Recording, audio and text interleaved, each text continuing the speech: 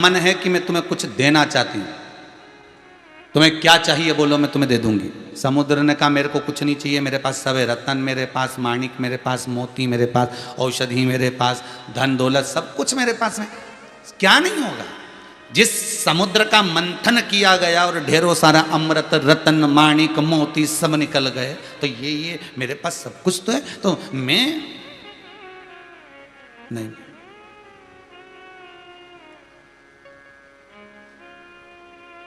मुझे कुछ नहीं चाहिए। नदी ने कहा समुद्र मैं तुझसे बार बार कर रही हूं, तो मुझसे कुछ मांग ले। समुद्र ने देखा नदी को कितना अहंकार है, बड़ा अभिमान नदी को था, तो मुझसे कुछ मांग ले। नहीं, मुझे कुछ नहीं मांगना।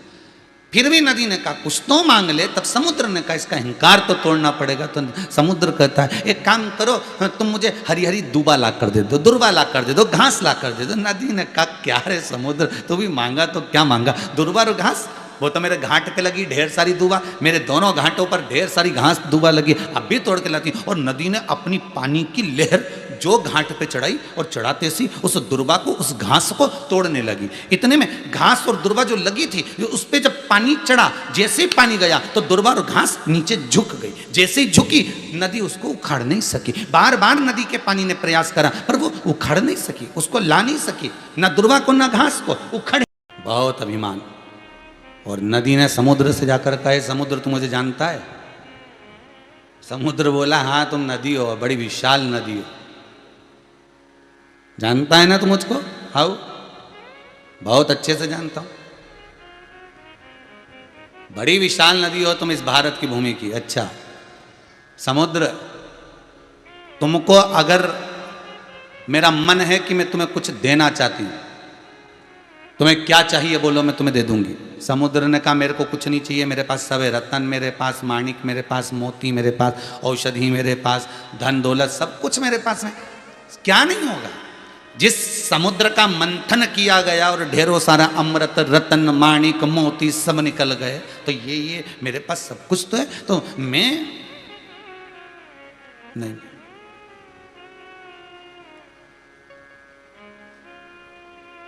मुझे कुछ नहीं चाहिए।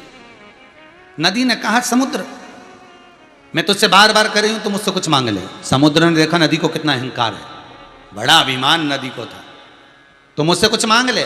नहीं, मुझे कुछ नहीं मांगना।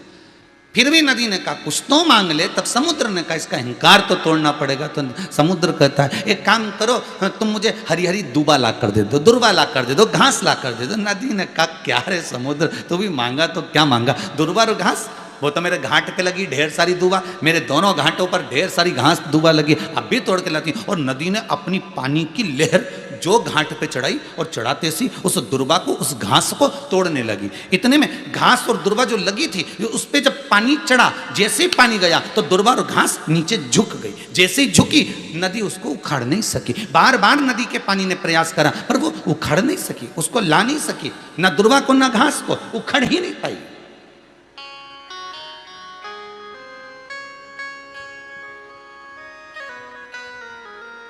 दुर्बा घास नहीं उखड़ी नहीं। नदी वापिस आ गई समुद्र देव के पास में। समुद्र देवता ने पूछा नदी ले आई? नदी बोली दूसरी चीज मांग लो। समुद्र ने पूछा क्यों? नदी बोली उसको तो मैं उखाड़ ही नहीं सकी। समुद्र देव बोले वो नदी अच्छे से सुन लेना, जो दुनिया में झुकना सीख गया, किसी के पिताश्री में दम नहीं है कि उसको उखाड़ सके। बहुत ध्यान दीजिए, जो दुनिया में झुकना सीख गया उसको संसार का कोई व्यक्ति उखाड़ नहीं सकता। उखड़ता कौन है? जिसके भीतर अहंकार है। थोड़ी सी पत्नी झुक जाए, थोड़ा सा पति झुक जाए, थोड़ी सी नम्रता आ जाए, थोड़ा सा झुकना सीख गए, परिवार नहीं टूटेगा, घर नहीं टूटेगा, टूटने वाला नहीं है। पर कोई झुकने को तैयार नहीं है। यहाँ तो दिक्कत इस बात की, तो झुक गए। मान लो ये बड़े बड़े वृक्ष, बड़े बड़े पेड़ इतने खड़े रहते हैं और बड़ी बड़ी लहरें जब चलती हैं, बड़े बड़े आंधियां जब चलती हैं और इनको तोड़ देती है, इनको तोड़ देती है। तुम्हारे घर के आसपास में बहुत तेज आंधी चली, बड़े बड़े पेड़ टूट गए, और तुम्हारे घर के पास में एक जरा सी मनी प्लांट की वो बेल लगी हुई थी, एक छोटी सी बेल लटकी हुई थी, एक नरम सी बेल लटकी है, कोई सी डाली लटकी हुई है, वो टूटी क्या? नहीं, क्योंकि उसमें नम्रता थी। जो अक्खड़ जैसा खड़ा हुआ है उसको टूटने में देरी नहीं लगती, उसको गिरने में देरी नहीं लगती। और जिसमें नम्रता हो, जिसमें झुकने की आदत हो, जो झुक रहा है, जो झुकना जानता है, उसको कोई उखाड़ नहीं सकता। पर झुकना केवल शीश का नहीं है, झुकना केवल शीश का नहीं है, झुकना केवल शरीर का नहीं है। शिव महापुराण की कथा कहती है झुकना इस दिल का, झुकना इस हृदय का है।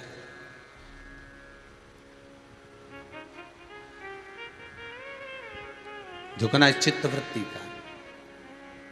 शंकर भगवान, भूत अधिपति भूतेश्वर शिव मेरे करुणा सागर, ब्रह्मा जी के सामने बार बार करें, ब्रह्मा जी आकाशवाणी झूठी है तुम्हारी, हे ब्रह्मदेव तुम जो बोल रहे हो झूठ बोल रहे हो, गौ माता ने जो बोला झूठ बोला, इस केतकी के पुष्प ने बोला जो झूठ बोला, अभी भी तुम्हारी मर्जी हो तो थोड़ा झुक लो। ब्रह्मदेव सत्य बोलो और झुकना थोड़ा सा सीख जाओ। पर ब्रह्मा ना झुकने को तैयार है ना सत्य बोलने को तैयार। ब्रह्मा ना सत्य बोल रहे हैं ना झुक रहे हैं। अब दिक्कत ये अड़ गई कि ये झुकेगा नहीं और सत्य बोलेगा नहीं और बोलेगा नहीं तो जाएगा।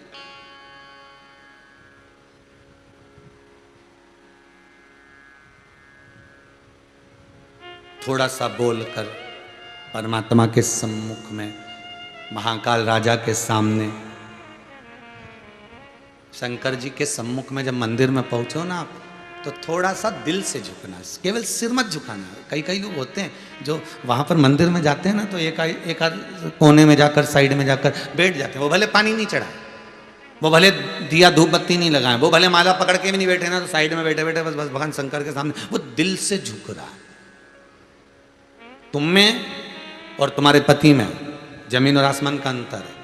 पत्नी पूजन करती है तो मन में सोचती है कि मेरे साथ पति पूजन में बैठे, और पति के मुझे ये फालतू का नाटक आता नहीं है।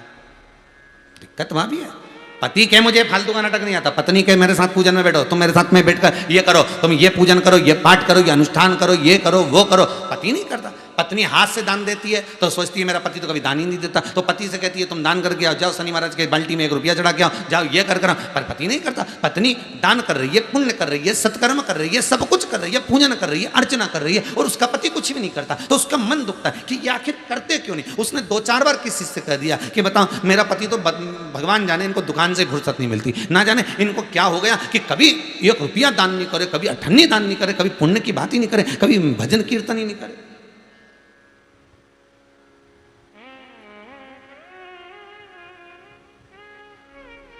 कभी सत्कर्म करता ही नहीं। महाराज अब दोनों में अंतर क्या है? पत्नी दिखावा कर कर दे रही है, पत्नी दिखावा कर कर भजन कर रही है, और पति दिखावा नहीं करता। कोई आ गया ऐसा जिसको जरूरत है तो वो दुकान पे से ही ऐसी व्यवस्था कर देता है कि तुम्हारे सामने तक बात ही नहीं आने देता। और तुम किसी को अगर देती हो ना तो 50 लड़के के बता बेचारी रो रही थी रे, आज आई थी ऐसी रो रही थी, हमारा तो दिल पसीज गया, फिर मैंने तो एक साड़ी धरी थी ने दे दी। अब ये कहने की क्या जरूरत थी, तुमने दे दी। और इतना बोलने की क्या जरूरत थी कि रो रही थी कि गा रही थी, ये बोलने के क्या?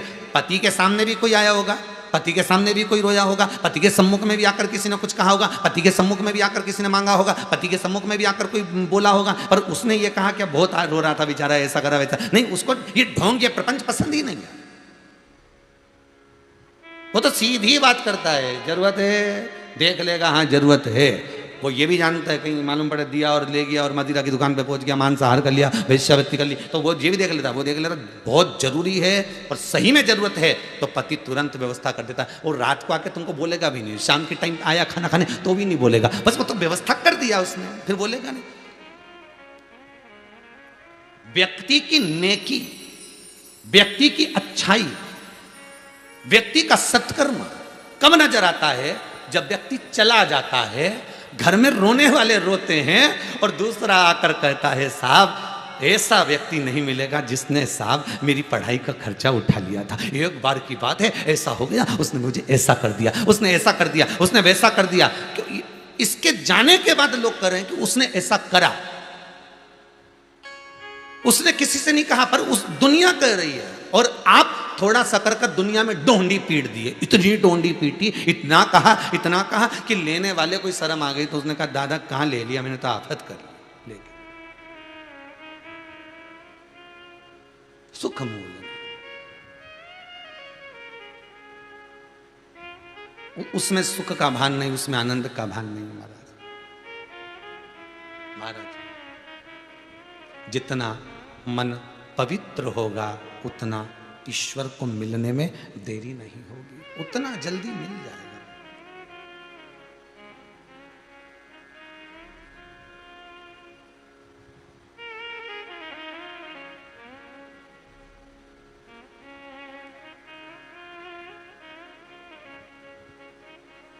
उतना जल्दी मिल जाता है और देरी नहीं होती। ब्रह्मदेव एक बार झुक लो, एक बार सत्य बोल दो। भगवान विष्णु पास में खड़े होकर भी ब्रह्मा जी को कहते रहे कि एक बार सत्य बोले, एक बार झुक ले। नहीं झुका, ब्रह्मा होकर नहीं झुके। आगे कथा आती है, देवऋषि नारद ने तप किया, साधना करी, इतनी साधना करी, इतना तप किया। शिव महापुराण की विद्येश्वर संहिता कहती है तब साधना में देवऋषि नारद डूब गए और ब्रह्मा स्वयं कामदेव आए और कामदेव पर विजय प्राप्त कर ली देवऋषि नारद ने। जिस कामदेव को शंकर नहीं जीत पाए थे, उस कामदेव को देवऋषि नारद ने जीत लिया। और ये जीतने का जो अहंकार था वो सामने आ गया, अहंकार सम्मुख में आ गया।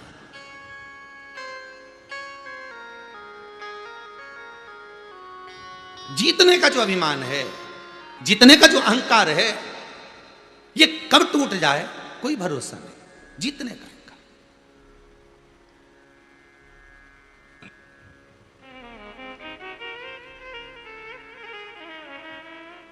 देखो साहब हमने मकान बनाया, कितना जोरदार बनाया।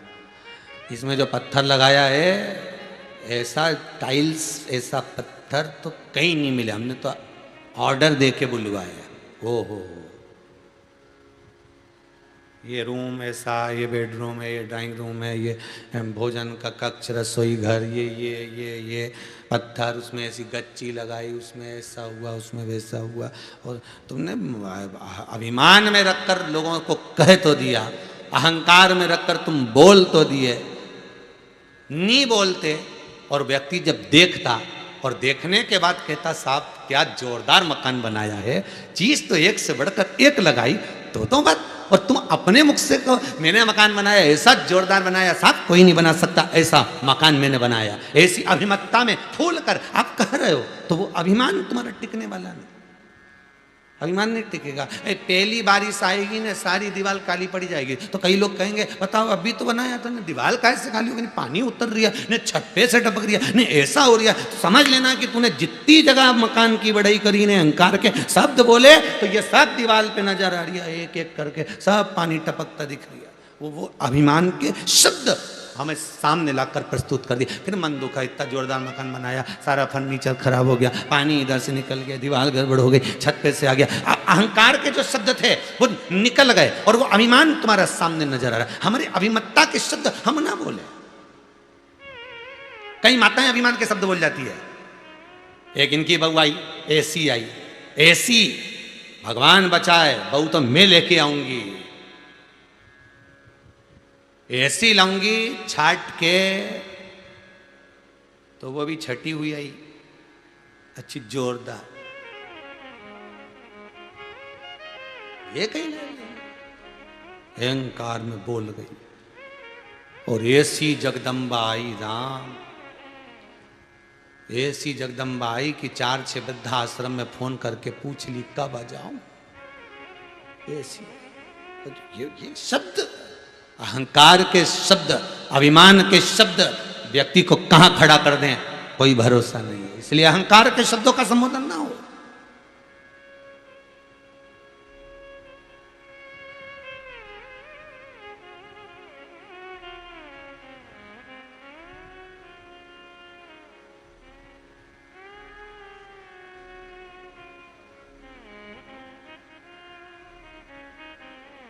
एक तो तेरे तन की भस्मी,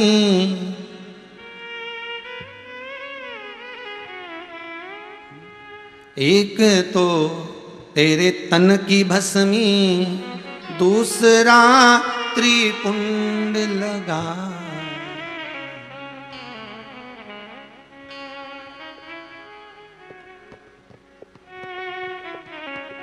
तीसरी काशी की नगरी दिल दीवाना, तेरी काशी में ओ भोले दिल दीवाना हो गया। तेरी काशी में ओ भोले सब गाइए। दिल दीवाना हो गया। तेरी काशी में ओ भोले दिल दीवाना हो गया। तेरी काशी में ओ भोले दिल दीवाना हो गया। दिल दीवाना हो गया मेरा, दिल दीवाना हो गया। दिल दीवाना हो गया मेरा, दिल दीवाना हो गया। दिल दीवाना हो गया मेरा, दिल दीवाना हो गया। दिल दीवाना हो गया मेरा, दिल दीवाना हो गया। तेरी काशी में हो भोले दिल दीवाना हो गया। तेरी काशी में वो भोले शंभो दिल दीवाना हो गया। आओ।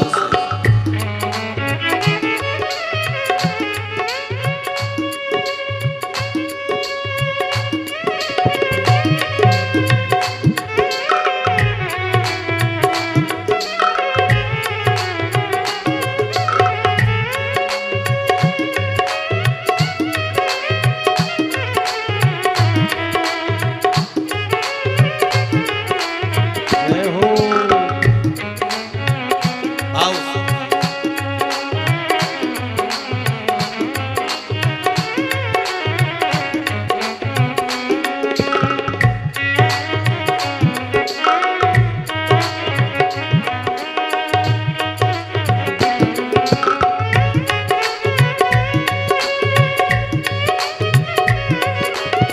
शंकर ओ भगवान।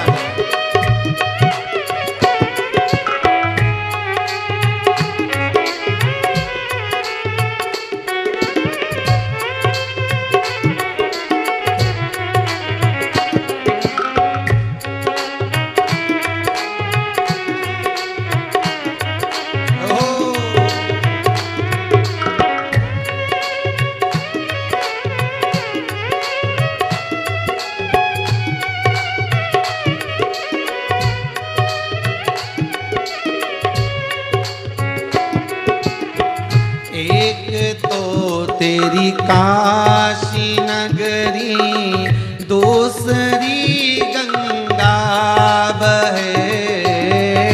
एक तो तेरी काशी नगरी, दूसरी गंगा बहे। एक तो तेरी काशी नगरी, दूसरी गंगा बहे। एक तो तेरी काशी नगरी, दूसरी गंगा बहे। तीसरी मुक्ति का देना दिल दीवाना हो गया। तीसरी मुक्ति का देना दिल दीवाना हो गया। तेरी काशी में ओ भोले दिल दीवाना हो गया। काशी में वो बोले शंभो दीवाना हो गया। मेरा दिल दीवाना हो गया, मेरा दिल दीवाना हो गया, दिल दीवाना हो गया, मेरा दिल दीवाना हो गया। दिल दीवाना हो गया, मेरा दिल दीवाना हो गया, दिल दीवाना हो गया, मेरा दिल दीवाना हो गया। तेरी काशी में ओ भोले जय हो। दिल दीवाना हो गया। तेरी काशी में वो बोले दिल दीवाना हो गया। हे शंभो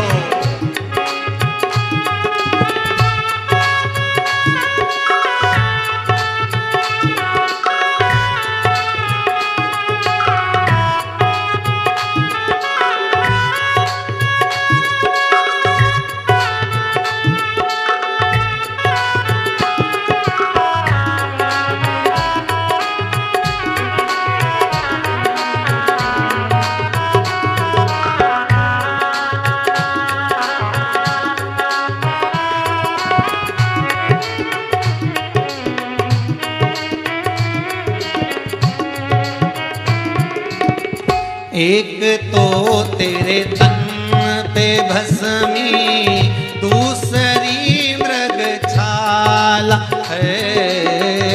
एक तो तेरे तन पे भस्मी, दूसरी मृगछाला है। एक तो तेरे तन पे भस्मी, दूसरी मृगछाला है। एक तो तेरे तन पे भस्मी, दूसरी मृगछाला है। तीसरी मुंडों की माला, दिल दीवाना हो गया। तीसरी मुंडों की माला, दिल दीवाना हो गया। तेरी काशी में ओ भोले दिल दीवाना हो गया। तेरी काशी में ओ भोले दिल दीवाना हो गया। मेरा दिल दीवाना हो गया, मेरा दिल दीवाना हो गया। दिल दीवाना हो गया, मेरा दिल दीवाना हो गया। दिल दीवाना हो गया, मेरा दिल दीवाना हो गया। दिल दीवाना हो गया, मेरा दिल दीवाना हो गया। तेरी काशी में ओ भोले दिल दीवाना हो गया। तेरी काशी में ओ भोले दिल दीवाना हो गया।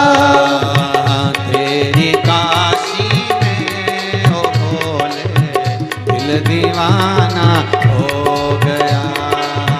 तेरी काशी में ओ भोले दिल दीवाना हो गया। है शंभो, है शंकर, है त्रिकालदर्शी, कैलाशी, अविनाशी शिव मिले, पर मन का झुकना जरूरी है। ना ब्रह्मा मन से झुक पाए, ना देवऋषि नारद झुक पाए। देवऋषि नारद के भीतर इतना अहंकार, इतना अभिमान आ गया कि झुके कैसे। झुकना जीते की पहचान है, अकड़ना मुर्दे की शान है। इसका ध्यान रखिए आप।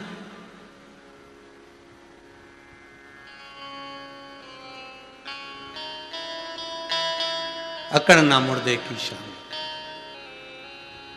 ब्रह्मदेव भी नहीं झुक पाए और देवऋषि नारद भी नहीं झुक पाए।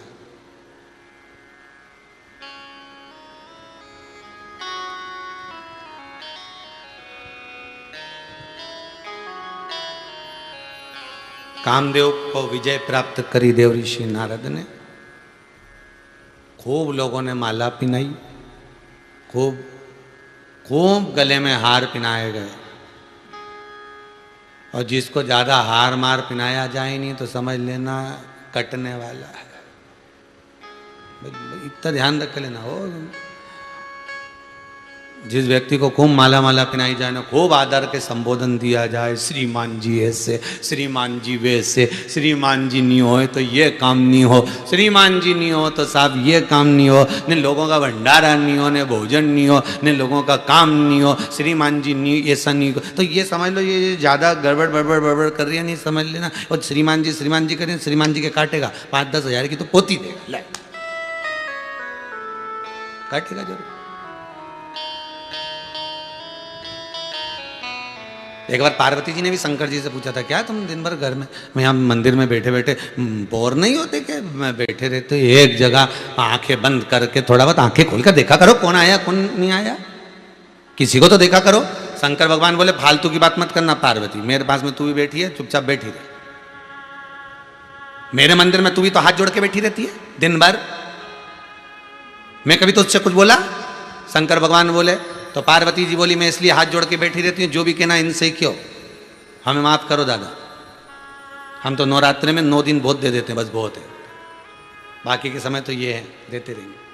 औघड़दानी मेरा शिव, मेरा शंकर, मेरा त्रिकालदर्शी, मेरा कैलाशी, मेरा अविनाशी, मेरा भूत भावन भूतेश्वर, जो देना है देगा। पर पार्वती जी बोली कम से कम एक काम तो करो कि जो ये लोग आते हैं इनको आंखों से देख तो लिया करो। शंकर भगवान बोले जिसको देखना होता हम देख भी लेते हैं, ऐसा नहीं कि नहीं देखते। बात इतनी सी है, जो भी आता है कुछ ना कुछ मांगने के लिए आता है। इस चक्कर में तो अभी हमने आंखें बंद करके रखी। वो तो 1.5-2 साल ऐसे हुए हैं जिस साल में ये बच्चों ने बस रिजल्ट का नहीं मांगा, बाकी का सबने तो मांगा ही सरी। बाकी का बस 2 साल में रिजल्ट नहीं मांगा। हाँ, प्रसाद चढ़ाने भी आते। आपकी कई विचार करा हमने, मंदिर में भी पूछा पंडित जियों से कि भाई अब की बार गणेश मंदिर में सबसे ज़्यादा लोग कौन आ रहे हैं? तो क्या महाराज जी पहले जब आते थे ना 2 साल पहले तो ये जवान छोरा छोरी ज़्यादा आते थे, बस बुधवार आया नहीं आ गए, मंगलवार आया नहीं हनुमान जी पे आ गए, अच्छा, चिंतामन पे आ गए, अच्छा। और अभी तो क्या अब बहुत समय हो गया, 2 साल से नहीं दिख रहा है, ना छोरा दिखे ना छोरियां दिखे, ना कॉलेज के बच्चे ना स्कूल के बच्चे। अच्छा, फिर कौन दिखे थे? डोकरा डोकरी आए, बुजुर्ग लोग आए, ये नहीं आए क्या? हाँ, तो इन्होंने पूछ भी लिया कि गुरुदेव ये बताओ कि आखिर ये क्यों नहीं आ रहा है? हमने कहा स्कूल से पाला ही नहीं पड़ रहा, ना कॉलेज से पाला ना स्कूल से पाला, इनके तो बस केवल रिजल्ट हाथ में दे दिया जा रहा है और तुम तो जाओ। तो भगवान के पास भी कौन जाए? भगवान के पास जब जाए जब दुख आए।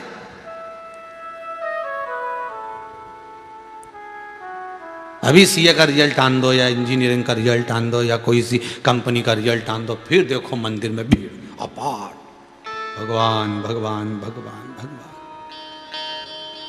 भगवान।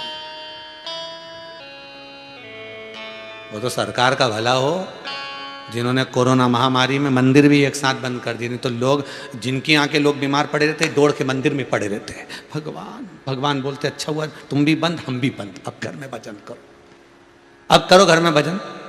अब यहां देखिए अब कितना सुंदर संवाद आया शिव महापुराण का। इस संवाद को समझना। मंदिर जाते तो क्या करते? सिर नवाते। मंदिर जाते तो क्या करते? हाथ जोड़ते, दिया लगाते, अगरबत्ती लगाते, धूपबत्ती लगाते, चरणों को प्रणाम करते। घर में रहकर क्या करोगे?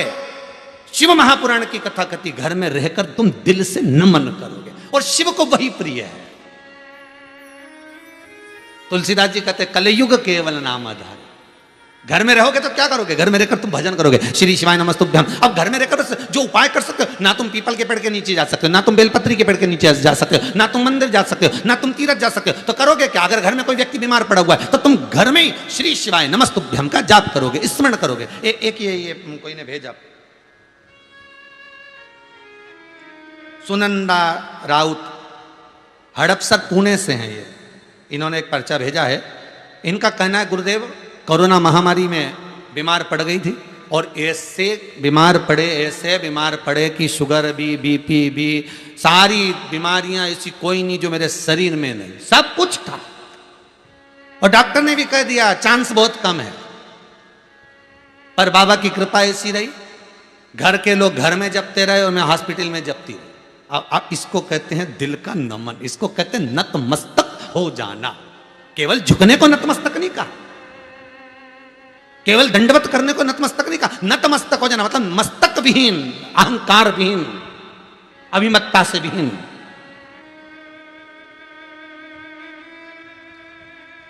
कोई सामने नहीं है, फिर भी मंत्र कलयुग केवल नाम आधारा, सुमर सुमर नर उतर नतमस्तक हो जाना।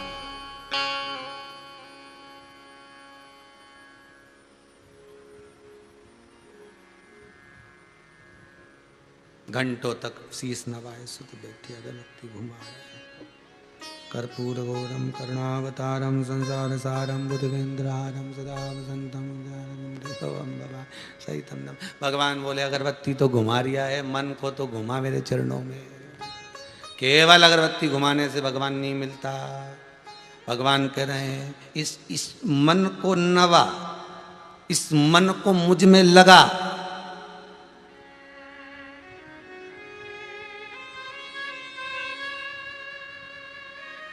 इस मन दिल से फेरे लगाना चाहता है किसी दूसरे के साथ और मन से फेरे लगा रहा है हनुमान जी के, इस शरीर से फेरे लगा रहा है हनुमान जी के, फेरे दूसरे। चित्त नहीं रम पाया, मन नहीं रम पाया, चिदानंद वृत्ति नहीं रम पाई। कभी कभी भगवान के मंदिर में जाकर कहा करो भोलेनाथ जी, कभी कभी हम तो आपसे भी कहेंगे, कभी कभी मंदिर जाएगा तो रोज अगर दूध ले गए ना, रोज तुम लोटा भर के दूध ले गए, तुम रोज बेलपत्री ले गए, तुम रोज जल लेकर गए, तो एक आध दिन शंकर भगवान के पास में तुम एक लोटा घी भी भर के ले जा सकते हो। कभी कभी भगवान मन करे तो शहद भी ले जा सकते हो। कोई जरूरी है कि पंचामृत बनाऊंगी तभी लेके जाऊंगी? ये पंचामृत तो रोज लोग चढ़ाए, तो कभी कभी कोई नया तो करने का प्रयास करो कि मेरे को आज भगवान को रिझाने के लिए कुछ नया करना है, आज लोटा भर के मैं दही लेके जाऊंगी।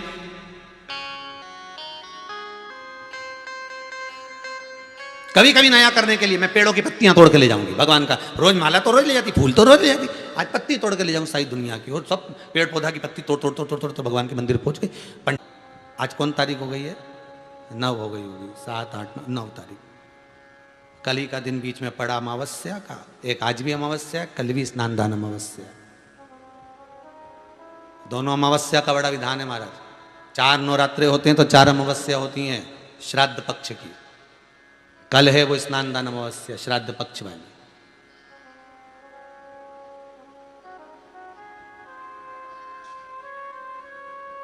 कितना सुंदर कहा है।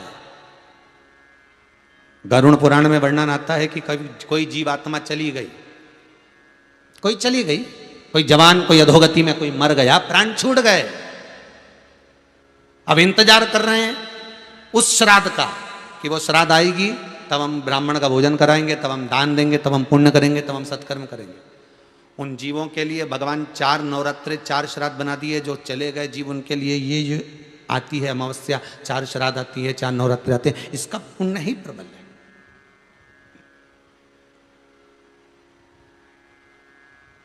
दान पुण्य स्मरण करो, चित्तवृत्ति से करो।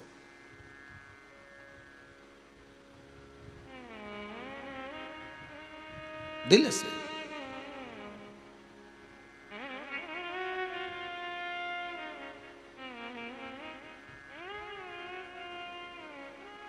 अब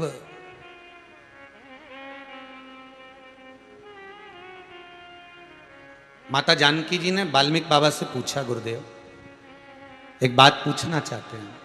बोलिए क्या है?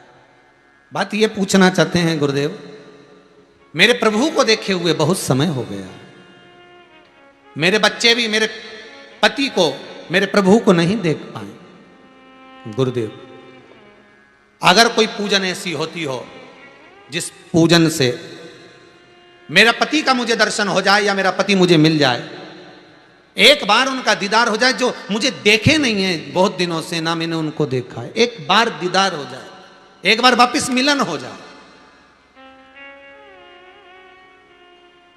जिस व्यक्ति का कोई कार्य सिद्ध नहीं हो रहा है, कोई कार्य अटक गया है, मिलन नहीं हो रहा है, कोई अदालत तक में बात पहुंच गई है और मालूम पड़े संबंध टूटने वाला है, लग रहा है कि ये ससुराल वाले नहीं रख रहा है, या लग रहा है कि ये संबंध हमारा खराब होने वाला है, उस व्यक्ति को ये व्रत 9 दिन के धारण कर लेना चाहिए, जो माता जानकी जी ने वाल्मीकि बाबा से पूछ कर करा था,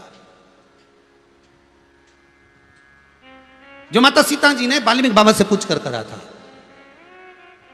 तो वाल्मीकि बाबा ने कहा, जानकी अये सीते सुनो, एक व्रत है, एक उपवास है, एक व्रत है, एक साधना है, अगर वो तुम कर लोगी 9 दिन तक तो ये पक्का है कि तुम्हारे पति का दर्शन तुम्हें हो जाएगा और तुम्हारे पुत्रों को भी तुम्हारे पति का दर्शन हो जाएगा, उनके पिता का दर्शन हो जाएगा। ठीक है, क्या उपाय? कहा शिव मंदिर में जाइए,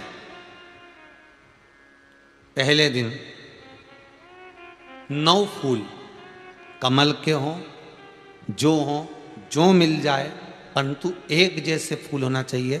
ये नहीं कि आज तुमने गुलाब का चढ़ाया, कल कमल का चढ़ा दिया, परसों गेंदा का चढ़ा दिया, नरसों चमेली का चढ़ा दिया, फिर रात रानी का चढ़ा दिया, ऐसे फूल ना चढ़ाए, एक जैसे फूल 9 दिवस तक। सीते, हे जानकी, हे पुत्री, शिव मंदिर में जाकर अपने पति का स्मरण कर कर, कार्य का स्मरण कर कर 9 फूल प्रथम दिन घी का दिया लगाकर आप भगवान शंकर को कामना कर कर समर्पित करती हो। दूसरे दिन वही फूल दुगने हो जाना चाहिए, 18। तीसरे दिन फिर 9 जोड़ लो, 27, फिर 9 जोड़ लो, फिर 9 जोड़ लो, जोड़ते जोड़ते 90 दिन 81, कितने हो गए? ऐसे पुष्प शंकर भगवान को समर्पित करना। 10वां दिन होगा, पुत्री शिव कृपा करेंगे और तुम्हें अपने पति का दर्शन जरूर होगा। कर सकती हो? सीता जी बोली, कर तो लूंगी, पर दिक्कत एक है। क्या? इतने में फूल चढ़ाऊं और फूल नहीं मिले तो? इतने में वहीं पर लव खड़ा हुआ था, पुत्र लव खड़ा हुआ था। उसने कहा, मां चिंता क्यों करती है, फूल मैं ला कर दूंगा, तू तो बस व्रत धारण कर। यही गुप्त नवरात्रि का व्रत, इसी आषाढ़ी नवरात्रि का व्रत मां जानकी ने करना प्रारंभ करा और पुष्प लाने के लिए लव जाता। पहले 9 फूल तो आश्रम में मिल गए, दूसरे 27 फूल, 18 फूल भी आश्रम में मिल गए। धीरे धीरे धीरे धीरे जब 5 दिन हो गए, पुष्प की संख्या कम पड़ने लगी, तो लव को मालूम पड़ा कि मेरी माता को पूजन करने में दिक्कत हो रही है, पुष्प नहीं मिल रहा है। चिंता मत कर मां, अब तो कहीं से भी ला कर दूंगा तो दूंगा। और गया लव, गया।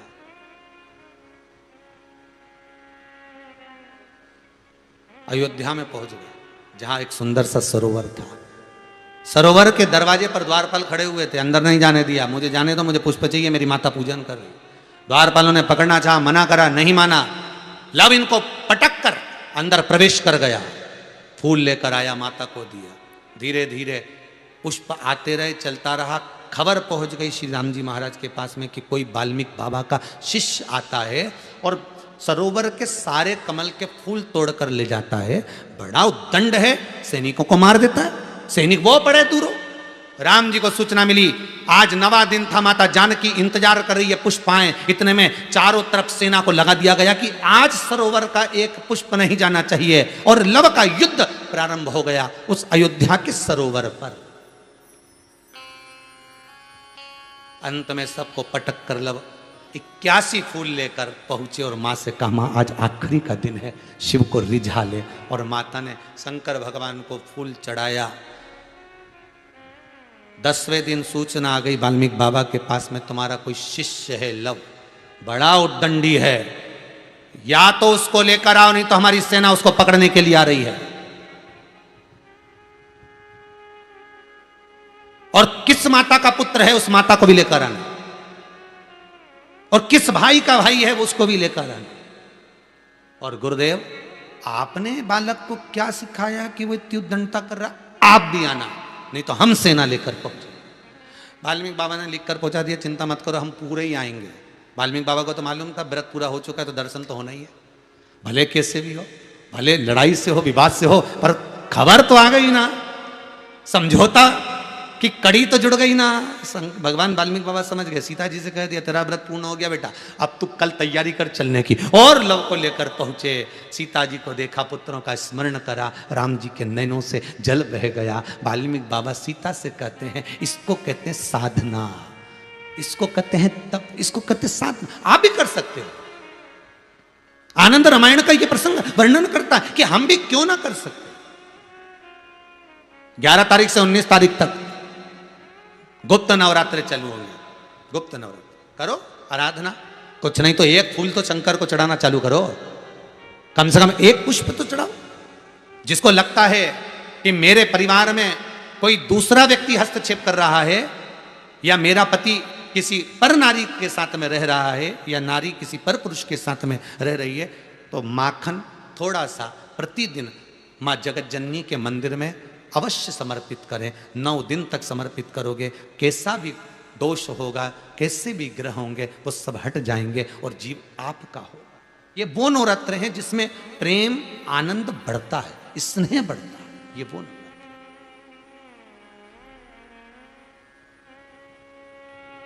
ये कोई साधारण नवरात्र नहीं है महाराज। भाई भाई में अगर द्वेष हो रहा है, विवाद चल रहा है, अदालत में बात चल रही है, कोई समझौता नहीं हो रहा, एक दूसरे से बातचीत बंद है, करो नवरात्र। यही गुप्त नवरात्र धारण करो। 9 दिन कुछ भी आप बाबा को पुष्प समर्पित करो, फूल। लगता क्या है, कोई यहाँ लिखा तो आनंद रामायण में ये थोड़ी नहीं लिखा कि एक एक सोने की अंगूठी समर्पित करो रोज की। उन्होंने तो लिखा पुष्प, केवल पुष्प, केवल पुष्प, इससे ज्यादा कुछ नहीं। भगवान को दीजिए। कोई कामना है आपकी नहीं हो रही, लग जाओ 11 तारीख से। कल की अमावस्या हो जाने दो, 10 तारीख 11 तारीख लग जाओ। बाबा को रिझाओ, उसको मनाने का प्रयास करिए, प्रकट हो।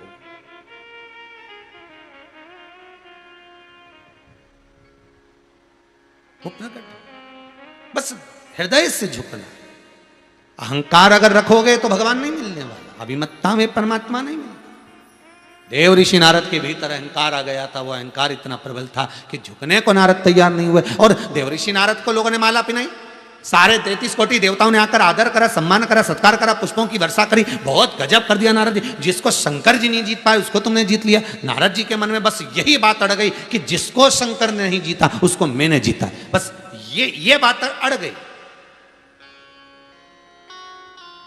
कोई व्यक्ति काम नहीं करे और तुम्हारा कोई काम हो जाए नहीं, फिर तुम्हारे भीतर जो अहंकार है, किसी ने नहीं करा, मैंने करा, ओ बहुत बढ़िया। किसी ने एक हाथ नहीं लगाया मेरी छोरी की शादी में, मेरे छोरा की शादी में किसी ने बर्तन नहीं उठाए, वो तो मैं वो जगदम्बा, धन्य है काल रात्रि कुसमांडा, गजब। अब तूने ये किया कि किसी ने हाथ नहीं लगाया, एक रिश्तेदार नहीं आया, एक ने जरा सा बर्तन नहीं उठाया, वो तो मैं थी जो तक कर गई, तो तू थी। ये श्वास जब तक है, और श्वास मतलब शिव, श्वास रूपी शिव शरीर में है तो ये शरीर है। श्वास रूपी शिव निकल गया तो ये शरीर नहीं, शव है। तो तूने करा क्या?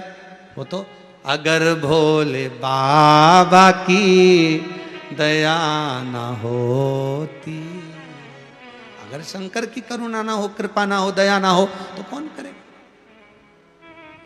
तुम्हें तो ये कहना चाहिए कि मेरे परिवार वालों ने हाथ नहीं लगाया, अच्छा हुआ। मेरे परिवार वालों ने बर्तन नहीं उठाया, अच्छा हुआ। मेरे परिवार वाले ने आकर काम नहीं करे, बहुत अच्छा हुआ। मुझे जिस शंकर पर भरोसा था उसने आकर सब कर दिया। तुम्हें यह अहंकार आना चाहिए कि वो कर गया है। मैंने किसी एक परिवार वाले ने हाथ नहीं लगाया, एक व्यक्ति ने कोई कुछ नहीं करा, वो तो मैंने करा। नहीं, तुम्हें यह कहना चाहिए कि जिस पर विश्वास करा, जिस शंभू पर, जिस शंकर पर मुझे नाज था, विश्वास था, वो शंकर ने, वो कालों के काल महाकाल ने, वो विश्वनाथ ने मेरा विश्वास नहीं टूटने दिया। वो मुझ में ऐसा समा गया कि सारा काम उसने करा दिया, मुझ में वो समा गया। ये भाव तुम्हारा होना चाहिए। और तुम्हारे मुंह से निकलता वो तो मैं करी, अब जो मैं करे तो अभी आने वाली है, थोड़े दिन बाद ही आ जाएगी सर। जितने मैं करने वाले सब कट जाए, वो भी बहुत मैं करे ना, मैं तो समझ लेना, मैं करने वालों तुम्हारे तो अगली गति कुछ नहीं होने वाली ने, बकरा बकरी का जन्म होगा और इससे ज़्यादा कुछ नहीं होगा। और तुम्हारे भी दरवाजे पे कोई बकरी रोज ओटले पे चढ़ के बैठ जाए तो समझ जाना कि तुम्हारी कोई पड़ोसन होगी, रिश्तेदार नहीं होगी, जो रोज तुम्हारे पास आके मैं करती थी, इसलिए बकरा बकरी बन गई, इसलिए मैं का समूतन बुरा।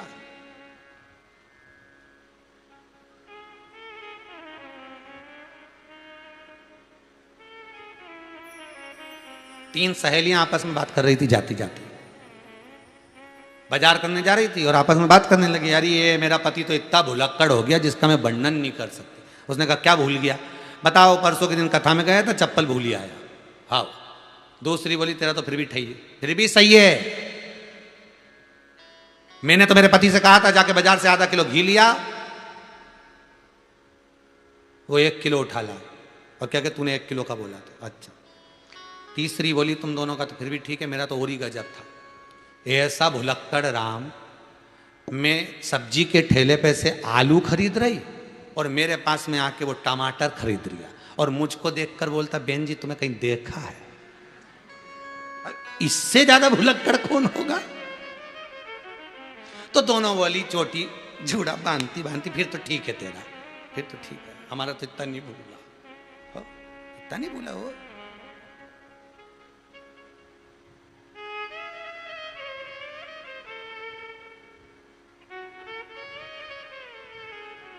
चित्तवृत्ति वही है, देवर्षि नारद का अभिमान वही है। किसी ने कह दिया कि बस जिसको शिव नहीं जीते उसको नारद जी ने जीता, वो अहंकार का शब्द पकड़ कर बैठ गए। अपने भीतर अभिमान का शब्द मत पकड़ना, तुमने क्या करा क्या ना करा वो तुम्हारे ऊपर, पर अभिमत्ता के शब्द को छोड़ दो कि क्या हुआ, हो गया, देखा जाएगा, वो हो गए। अब देवऋषि नारद इतनी सारी फूलों की माला पहने, खूब जोरदार, खूब जोरदार फूलों की माला पहनाई। ये फुलाने वाले जो होते हैं नहीं, खूब माला माला पिनाते जोरदार, हो साहब बहुत बढ़िया साहब, क्या जोरदार साहब माला पिना, खूब पिना।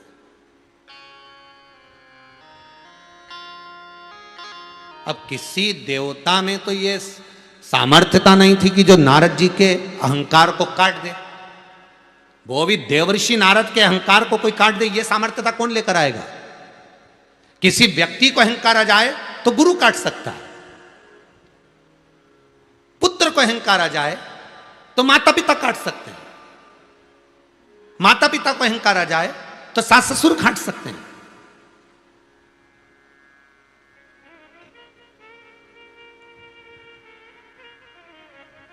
और मालूम पड़े इन सबको अहंकार न आया, पर गुरु को ही अहंकार आ जाए तो कौन काटेगा फिर? अहंकार कौन काटेगा फिर? तो कहा इस अहंकार को कोई दूसरा गुरु काटे तो कहा कि उसको बुरा लग जाएगा, तो गुरु के अहंकार को गुरु नहीं काटता, गुरु के अहंकार को वो परमात्मा काटता है। फिर इसीलिए कहते हैं हम नहीं आने देना अहंकार। ठीक है, जो हुआ छोड़ो जी, हुआ जो समाप्त करो जी, खत्म करो। अहंकार को फिर परमात्मा काटता, और कैसे काटता वो वही जान सकता है। वो कैसे काटेगा अहंकार को वो वही जानेगा फिर उसने। और देवऋषि नारद 33 कोटि देवताओं ने माला पिनाई, फूल डाला, आसन दिया, सत्कार करा, सम्मान करा, पर देवऋषि नारद का अहंकार नहीं गया। तो कोई बोला भी नहीं कि अहंकार जाए। तो वो अब चले गए वो शंकर जी के पास, क्योंकि ना तो शंकर जी माला पिनाने आए थे, ना शंकर जी उनके ऊपर फूल चढ़ाए थे, ना शंकर जी ने आदर करा था। बस क्योंकि शंकर जी को तो मालूम भी नहीं कि कब जीत गया। शंकर जी तो लगे समाधि में आराम से तप में बैठे हुए थे, इनको तो मालूम ही नहीं था। है कोई चीज़ ऐसी होती है कि तुम्हारे को अखबार में पढ़ो तब मालूम पड़े, या मोबाइल पे देखो तब मालूम पड़े। ऐसा भी कहीं होए क्या? तो तब मालूम पड़े कि ऐसा हो गया है, तब मालूम पड़ता कि ऐसा हो गया। अब देवऋषि नारद चले। अब देखिए देवऋषि नारद के मुख से क्या निकलना चाहिए था, क्या निकलना चाहिए? जो देवऋषि नारद प्रतिदिन कहते थे, वो देवऋषि नारद के मुंह से अब निकलना बंद हो गया। क्या? श्रीमन नारायण। अब नारायण नहीं निकल रहा, अब क्या निकल रहा है देवऋषि नारद के मुख पे? अब देवऋषि नारद के मुख पे निकल रहा है, देखा मैंने काम को जीता है, देखा मैंने काम को जीता है। अब श्रीमन नारायण तो गया, अब इन्होंने छोड़ दिया श्रीमन नारायण। अब वो 33 कोटि देवता जप रहे श्रीमन नारायण श्रीमन, पर नारद जी के मुख पे नहीं आ रहे, इनके मुख पे तो वो अहंकार के शब्द समाये थे, वो भी मत था नहीं निकले। पहुंच गए शिव जी के पास में, ओगड़दानी त्रिकालदर्शी शंकर, कैलाशी अविनाशी मेरे, भूत भावन भूतेश्वर कुबेर भंडारी मेरे विश्वनाथ, मेरा महाकाल राजा अलमस्त होकर बैठे हुए थे। तब साधना में देव ऋषि नारद जैसे ही पहुंचे तो पहुंचते से ही जाते से ही कहा हर हर महादेव। जैसे ही हर हर कहा, शिव महापुराण की कथा कहती है कली काल में संसार में 84 लाख योनियां काटने के बाद जब मनुष्य की देह मिलती है तब जाकर मुख से हर हर महादेव निकल पाता, बड़ी मुश्किल से निकलता है हर हर महादेव। पहले हम भी हर बार कहलाते थे, हर थोड़ी देर में कथा में हर हर महादेव बुलवाते थे कि नहीं बुलवाते थे? आपने पहले की कथाओं देखना, यूट्यूब पे डली होगी, हर थोड़ी देर बाद बुलवाते थे हर हर महा, और हम कहते थे हर हर महादेव बोलो, दीन बंधु दयालु दया कीजिए, जो दोनों हाथ उठा के हर हर महादेव नहीं बोले उसको उठा लीजिए। हम ये बोलते थे, वो तो बेचारे एक दो लोगों ने मैसेज करा, पत्र लिख कर भेज दिया कि हम गाड़ी में कथा सुने, मोटरसाइकिल चलाते चलाते सुने, और तुम बोलो कि हर हर महादेव बोलो, नहीं तो उठा लेगा। अब बताओ हैंडल कैसे छोड़े? नहीं तो हम तो कहते थे कि दीन बंधु दयालु दया कीजिए, जो दोनों हाथ उठा के हर हर महादेव नहीं बोले उसको उठा लीजिए। अब बेचारा मोटरसाइकिल चला रही है, हेडफोन लगाए, मोबाइल में कथा चल रही आस्था चैनल की, और बढ़िया प्रेम से सुन रही है। अब महाराज बोला कि जो दोनों हाथ उठा के हर हर महादेव नहीं बोले भगवान उसको उठा लीजिए। अब बेचारा अंदर से भगवान तो गुरुजी तो उन्होंने पत्र लिख कर भेजा, ये सब थोड़ी सी कृपा कर दो साहब तुम। अब हम चलाते चलाते गाड़ी और हर हर महादेव कैसे बोले, तो हमको साइड में लगाना पड़ती, फिर हम ऐसे करके हर हर महादेव बोलते, तो लोगों को लगता कि बेचारा गाड़ी चलाते चलाते थक गया होगा इसलिए योगा कर लिया है। अब कुछ ऐसी व्यवस्था, अब ये थोड़ा गड़बड़ हो गया महाराज, तो उन्होंने लिख के भेजा कुछ ऐसी व्यवस्था कर दो कि ये गाड़ी नहीं रोकना पड़े, क्योंकि हमको ऑफिस जाना रहता। अब गाड़ी कितनी बार रोको? 3 घंटे की कथा में तो तुम्हारे थोड़ी देर में बोलते हर हर महादेव। अब इतनी बार गाड़ी भी रोको और पीछे कहीं का आ रही हो तो वो अपने को नहीं समझे कि इसको भूत तो नहीं लगता, हर गाड़ी रोककर चल रहा। तो फिर विचार करा कि अब एक काम करेंगे कि कथा के शुरू में हर हर महादेव बोलेंगे और कथा के एंड में।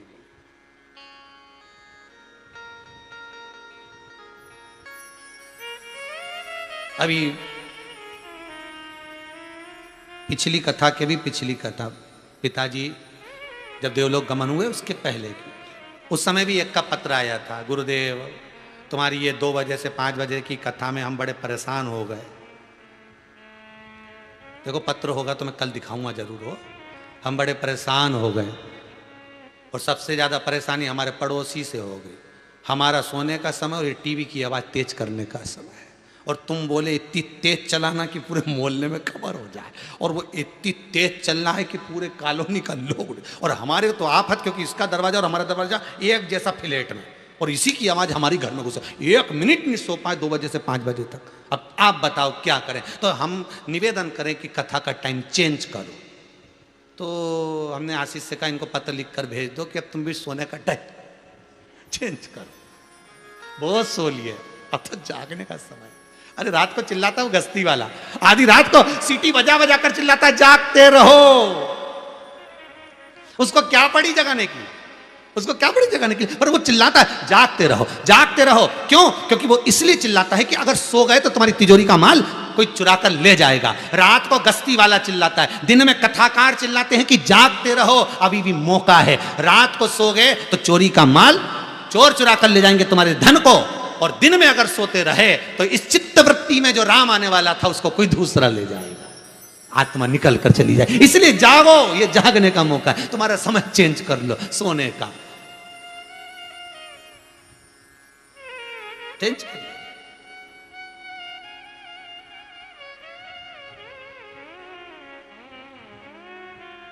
चित्त वृत्ति व्यक्ति में शिव समाए तो वो सुख ही दूसरा। अब नारद जी के भीतर अहंकार आ गया, नारद जी के भीतर अभिमान समा गया।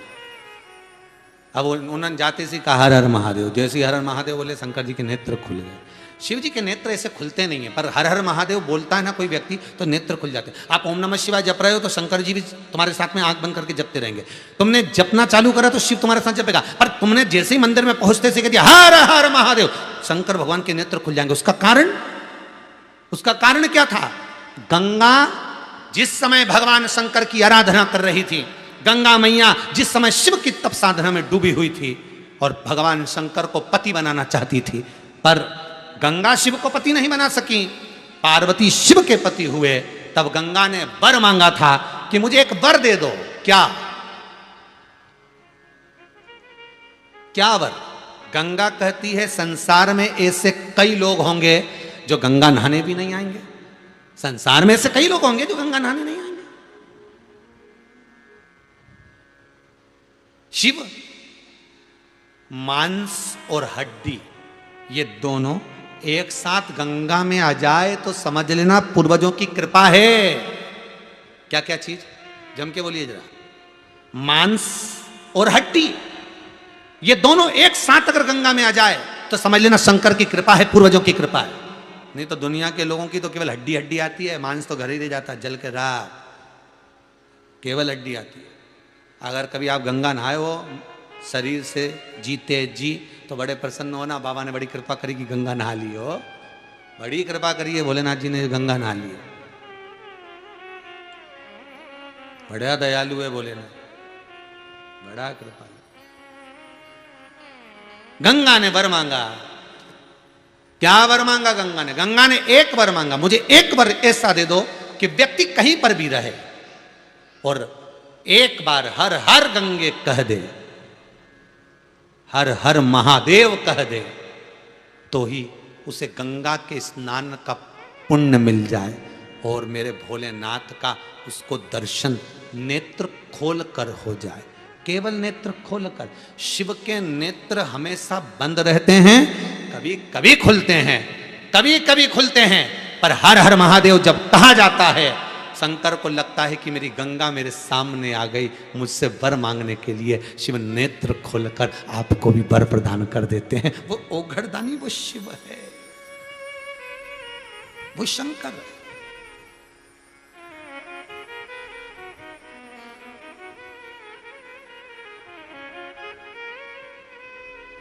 हर हर महादेव कहने में शिव की साक्षी हो जाती, गंगा की साक्षी हो जाती। हर हर गंगे कहकर नहाने में गंगा का जल पवित्र, जो बाल्टी में पानी होगा वो भी पवित्र गंगा जल होगा, वो भी गंगा।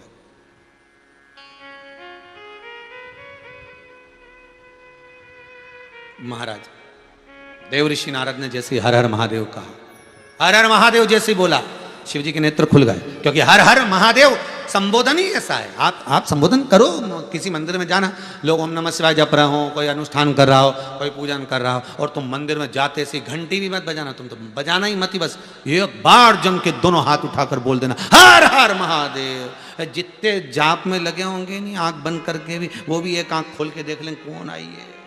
वो जब इतना सारा लोग आंख खोल के देख लेगा तो क्या महादेव नहीं देखेगा? प्रैक्टिकल करके तो देखो, एक बार प्रैक्टिकल जरूर करके देखो कि महाराज कहीं झूठ तो नहीं बोल रहा। होना चाहिए प्रैक्टिकल। एक बार एक महाराज जी प्रवचन दे रहे थे, प्रवचन में कह रहे थे मदिरा नहीं पीना चाहिए, शराब नहीं पीना चाहिए, ये गंदा नाली का पानी है, मत पियो, पियोगे तो बर्बाद हो जाओगे, गटर में पड़े रहोगे, नाली में पड़े रहोगे। उसी में महाराज का एक पहचान वाला बैठा था, उठ के खड़ा हो गया, ओ महाराज इतनी बड़ी बड़ी बात कह रही है, तेरा सग्गा भाई पी के तो नाली में पड़ा, उसको तो ज्ञान दे नहीं रिया और हमको ज्ञान दे रिया। महाराज जी को क्रोध नहीं आया, महाराज जी को बिल्कुल क्रोध नहीं आया। और महाराज जी उठकर क्या बोले तो महाराज जी ने एक ही बात की, भैया देखो मैं भी प्रवचन दे रहा हूँ, मेरा भाई भी प्रवचन दे रहा है, मैं मुख से समझा रहा हूँ, मेरा भाई प्रैक्टिकल करके दिखा रहा है। अगर मुंह से समझ जाओ तो ठीक है, नहीं तो नाली में पड़ा है देख के समझ जाओ कि ऐसी गति तुम्हारी होगी। समझना तुमको, प्रैक्टिकल जरूर करो एक बार। किसी और वाले महाराज बोले शिव महापुराण में, कुबेरेश्वर धाम में जब कथा चल रही थी तो सियोर वाले महाराज बोल दिए, क्या बोले? कि प्रैक्टिकल करना है। क्या प्रैक्टिकल करना है? कि एक बार मंदिर में जाके भले घंटी ना बजे पर हर हर महादेव जरूर कहा जाए, हर हर महादेव सब जरूर कहा।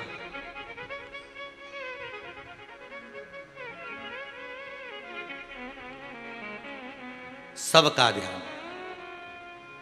अच्छी जम के चिल्ला के बोलो, नहीं तुम बढ़िया साड़ी वाड़ी पहन के जाओ, नहीं सिर पे पल्लू मल्लू धरा, बढ़िया जोरदार पिन मिन खुशी सब बढ़िया, और जोरदार जाके और जैसे चिल्ला के बोले हर हर महादेव, अब जैसे ही बोले तो जितना मंदिर के अंदर सब राम जी बड़ी भयंकर बोली है, बड़ी भयंकर। और मंदिर में कहीं का घंटी भी बजा रही हो नहीं तो पहले घंटी बजाने के बाद सबसे पहले शंकर जी के बाद में देखेंगे, पहले तुम्हें देखेगा कहाँ से आई है, कौन सी पुराण सुनी इसने, कौन सी। तो ये समझ, जब दुनिया देख सकती है तो महादेव क्यों नहीं देखेगा?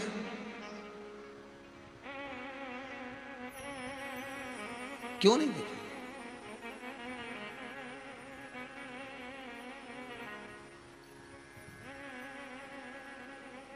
और शिव शंकर देव ऋषि नारद के सामने नेत्र खोलकर बोले क्या क्या चाहिए बोलो।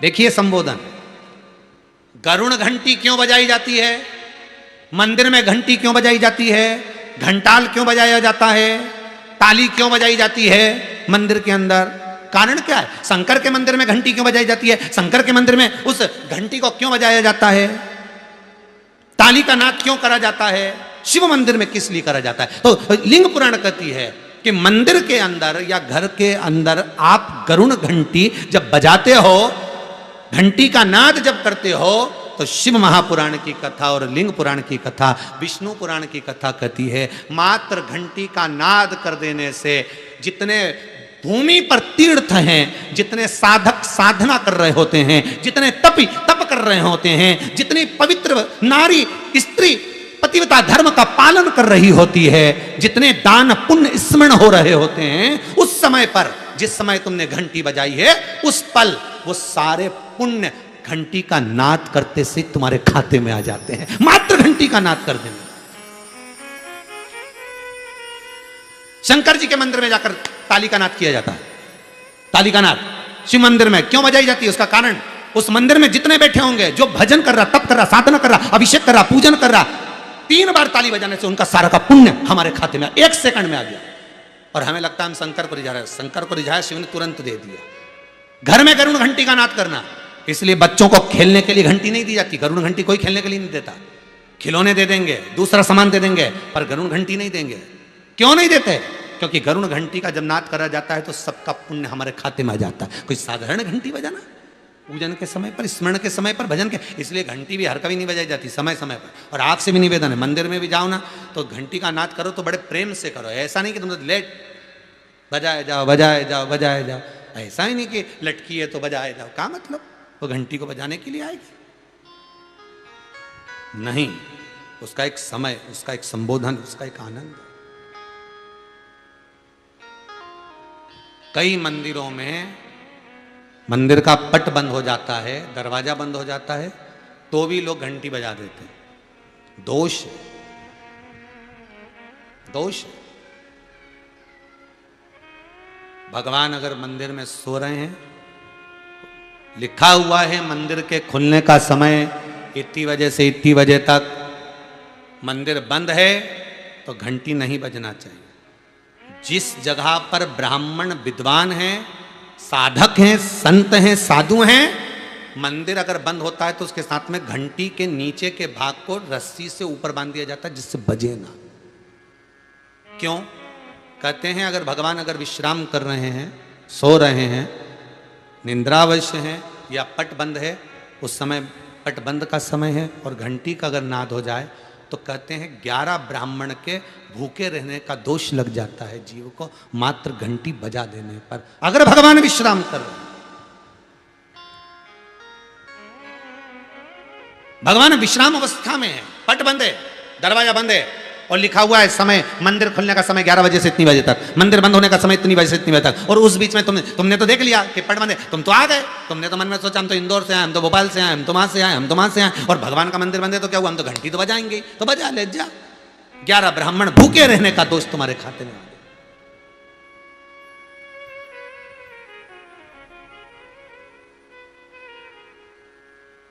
वो नाद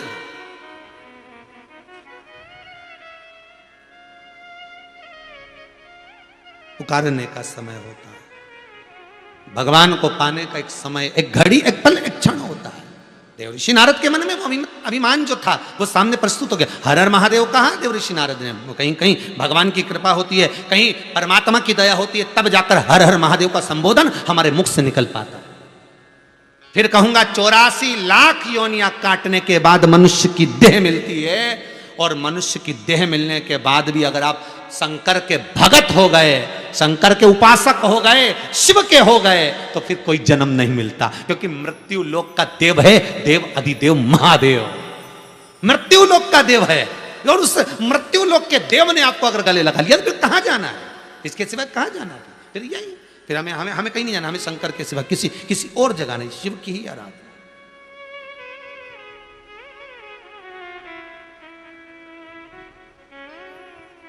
महाराज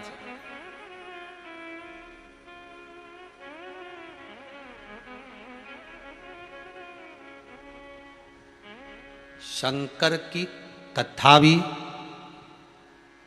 सही कहें, शंकर की कथा भी एक औषधि है, और शंकर की कथा भी एक शंकर से लगन लगाने का रोग भी है। जो एक बार शंकर की कथा सुन लेता ना, उससे रहा नहीं जाता, फिर तो वो रिमोट पे ढूंढता ही रहेगा, मोबाइल पे कहीं कथा आ रही है, जरा 15 मिनट बस एक जरा सा सुन लो, सियोर वाला महाराज कथा, शिव महापुराण की कथा आ रही, बस थोड़ी सी देर, और सास के बंद मत कर देना, बहू के नाटक, तू चुप रहे, अभी थोड़ी सी और बच्ची देख, अभी इतनी बच गई, थोड़ी देर और, इसके बाद तुम नाटक देख लेना, सीरियल देख लेना, बना, पर मुझे देखने दो कथा। 2-3 दिन बीच में नहीं आए तो लोग कथा नहीं आ रही, बेचैनी बढ़ गई, कथा कई लोग हैं ऐसे पूरे भारत की भूमि पर, क्या देश में क्या विदेश में क्या, ये ऑस्ट्रेलिया में बैठे हैं, इनको भी यही रोग लग गया, ये बांगड़ परिवार, इनको भी यही रोग लगा है।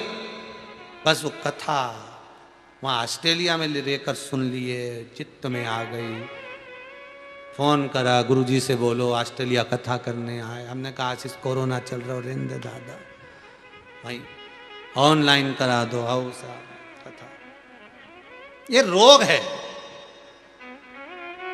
श्री रामेश्वर लाल जी, श्रीमती सोवन देवी जी, ये शिव पुराण भी एक बीमारी जैसी दिल में लग गई कि अब कथा तो होना है।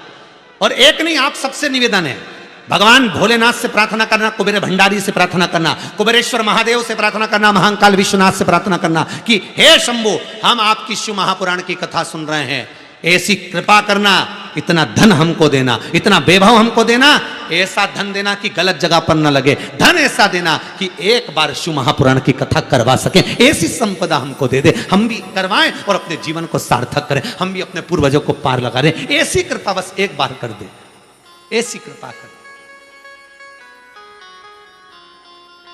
उसको कहो। ये एक दिल का रूप भी है, सताओ ना हमें लोगों, हमें दिल की बीमारी है। ये शंकर के भक्तों के लिए हो, ये लाइन जो है कृष्ण राम शिव के भक्तों के लिए, सताओ ना हमें लोगों, हमें दिल की बीमारी है, हमारा वेद दुनिया में वो बांके बिहारी है, हमारा वेद दुनिया में वो त्रिपुरारी। ये रोग लग गया, ये रोग लग गया। कुछ नहीं है भाता जब ये रोग लग जाता, लग गया।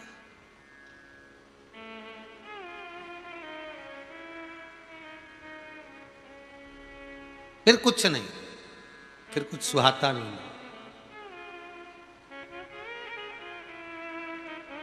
फिर क्या सुहाएगा।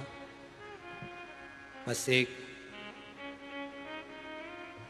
बाबा महाकाल की नगरी घनी प्यारी लागे, बड़ी प्यारी लागे, मन प्यारो प्यारो छिपरा जीरो पानी लागे। बाबा महाकाल की नगरी घनी प्यारी लागे, घनी प्यारी लागे, मने प्यारो प्यारो चित्रा जीरो पानी लागे। बाबा महाकाल की नगरी बड़ी प्यारी लागे, बड़ी प्यारी लागे, मन प्यारो प्यारो छिपरा जीरो पानी लागे। बाबा महाकाल की नगरी घनी प्यारी लागे, घनी प्यारी लागे, शंभो मने प्यारो प्यारो छिपरा जीरो पानी लागे।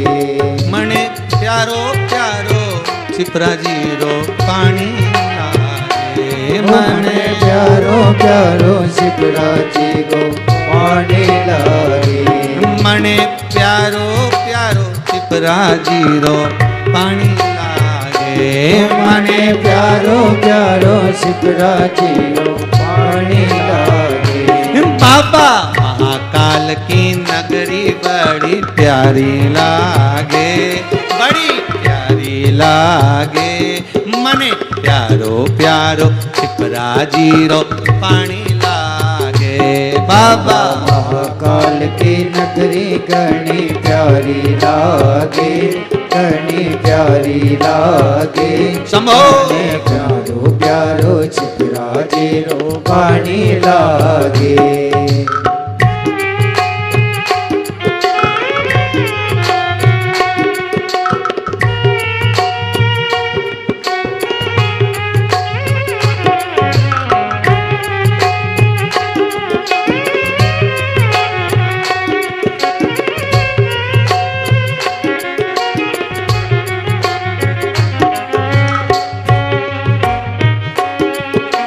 आओ आनंद से हाथों से ताली से बजाते हैं।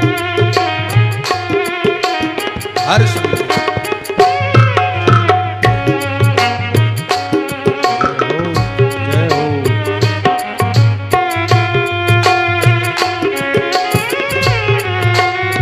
हे बोलो हे शंकर, हे शंकर, हे प्रकाश, हे कैलाश।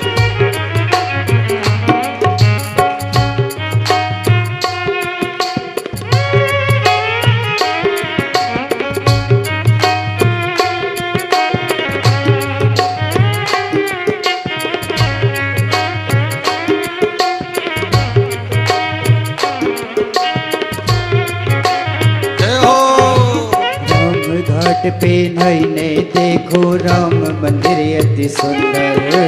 राम घाट पे जाकर देखो राम मंदिर अति सुंदर। राम घाट पे नैने देखो राम मंदिर अति सुंदर। ओ राम घाट पे जाकर देखो राम मंदिर अति सुंदर। वहाँ से थोड़ा आगे चलो विक्रम जी को मंदिर। ओ वहाँ से थोड़ा आगे चलो विक्रम जी को मंदिर। ओ भैया हर सिद्धि की शोभा सुखे खाने लागे, सुखे खाने लागे, मन प्यारो प्यारो छिपरा जीरो पानी लागे। मैया हर सिद्धि की शोभा बड़ी प्यारी लागे, बड़ी प्यारी लागे, मन प्यारो प्यारो छिपरा जीरो पानी लागे। बाबा महाकाल की नगरी घनी प्यारी लागे, घनी प्यारी लागे, मने प्यारो प्यारो छिपरा जी पानी लागे। ओ पानी लागे, मन पानी लागे। ओ मने प्यारो प्यारो छिपरा जी को पानी लागे। मन प्यारो प्यारो छिपरा जीरो पानी लागे। मन प्यारो प्यारो शिवराजी रो पानी लागे। बाबा महाकाल की नगरी बड़ी प्यारी लागे, बड़ी प्यारी लागे मन प्यारो प्यारो छिपराजी रो पानी लागे। बाबा महाकाल की नगरी घनी प्यारी लागे, घनी प्यारी लागे मन प्यारो प्यारो छिपराजी रो पानी लागे। मन प्यारो प्यारो छिपराजी रो पानी लागे, मन प्यारो प्यारो छिपराजी रो पानी लागे। इस चित्त वृत्ति में शिव समा जाए। जाकर देव ऋषि नारद ने बाबा शंकर के सामने, भगवान भूत अधिपति भूतेश्वर मेरे शिव के सामने हर हर महादेव का संबोधन का।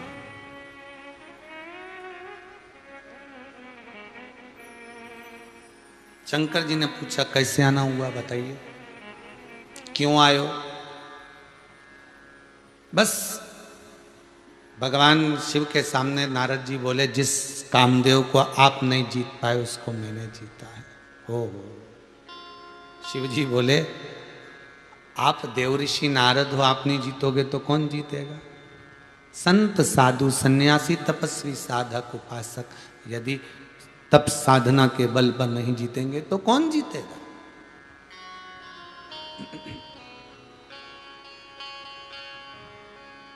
ठीक है। भगवान ने रुद्राक्ष की माला हेड़ी, देव ऋषि नारद के गले में दी।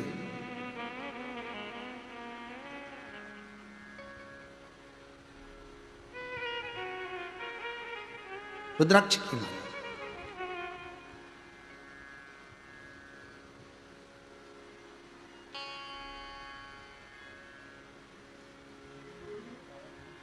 अच्छे गुरु को पहचानना, शिव को पहचानना और रुद्राक्ष के महत्व को पहचानना बहुत कठिन है, बहुत कठिन। जब इस कुबेरेश्वर धाम में रुद्राक्ष महोत्सव हुआ था, लोगों को रुद्राक्ष जो दिए गए थे, जितने लोग रुद्राक्ष लेकर गए थे उनको मालूम है कि कोरोना महामारी का क्रम चालू हुआ, इतना लोगों को कोरोना दुनिया भर में फैलता रहा, फैला, पर आपके घर में रुद्राक्ष का पानी था, रुद्राक्ष था, श्री शिवाय नमस्तुभ्यम का जाप था, तो कोरोना महामारी जैसी भी तुम्हारे सामने आ गई, परिवार में आ गई, पर किसी का बाल बांका नहीं हुआ, वापिस ठीक होकर आ गया, वापिस ठीक हो।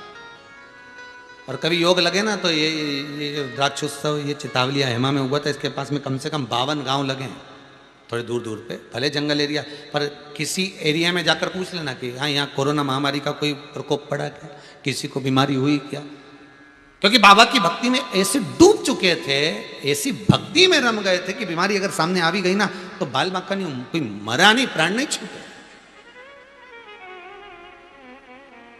जिसको शंभू ने पकड़ा फिर उसको यमराज पकड़ सकता है क्या? शिव आराधना में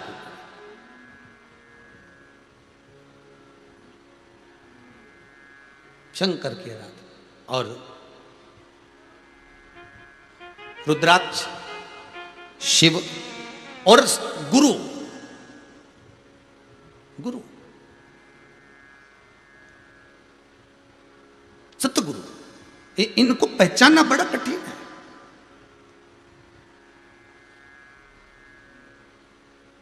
गुरु मिले से सुख है और गुरु बिछड़े से दुख।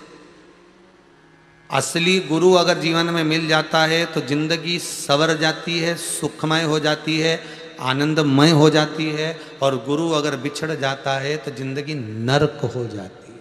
असली गुरु मिल जाए। शिव मिल गया तो जीवन सार्थक हो जाता है, शिव बिछड़ जाए मुख से शंकर का नाम निकल गया, हम छोड़ दिए, अब शंकर से हमें कोई मतलब ही नहीं, अब हम शंकर के मंदिर ही नहीं जाते, अब तो हमने दूसरा कोई पकड़ लिया, फिर तीसरा कोई पकड़ लिया। शंकर के विमुख अगर आप हो गए, शंकर से अगर आप छूट चुके हो, शिव को हम जपते ही नहीं, हम शंकर का प्रसाद ही नहीं लेते, हम शंकर का नाम ही नहीं जपते, तो समझ लेना जीवन नरक है। और जैसे जैसे आप शंकर के करीब में होते चले जाओगे, शिव के पास होते चले जाओगे, वैसे वैसे दुख कटता चले जाएगा, अपने आप लक्ष्मी बढ़ती चली जाएगी, संपदा बढ़ती चली जाएगी। शिव के करीब में हो तो सुख है, गुरु के करीब में हो तो सुख है, रुद्राक्ष करीब में है असली तो सुख है। असली को पहचाने, नहीं पहचाने ब्रह्मा जी, नहीं पहचाने नारद जी, शंकर भगवान ने अपना रुद्राक्ष की माला दे दी, वाह धन्यवाद, अपने कामदेव को जीता। रुद्राक्ष की माला पहन कर जा रहे थे तो शंकर जी ने कहा ये बात तुम भगवान विष्णु को मत बताना, बिल्कुल भी। नारद जी को मन में आया एक तो हम अच्छे नंबर से पास हो गए, ऊपर से कह के कि मार्कशीट ही मत दिखाओ, ये भी कोई बात होती है?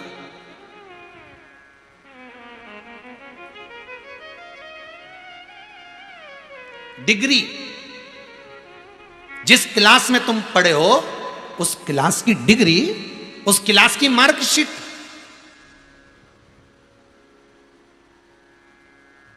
तुम्हारे पास में होगी और दुनिया के लोग कहेंगे बहुत पढ़ा लिखा है साहब, इसने तो ये पढ़ाई करी, और क्या क्या डिग्री उसके पास में है, क्या क्या डिग्री उसके पास में।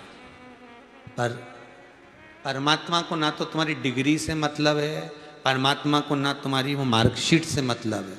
परमात्मा तो कि मेरी डिग्री है कि नहीं इसके पास में वो देखना पड़ेगा, इसके माता पिता ने इसको भजन का संस्कार दिया कि नहीं दिया, भक्ति का संस्कार दिया कि नहीं दिया, स्मरण का संस्कार दिया कि नहीं दिया, भगवान ये देखता है, भगवान ये देखता है, वो डिग्री होना चाहिए, वो डिग्री।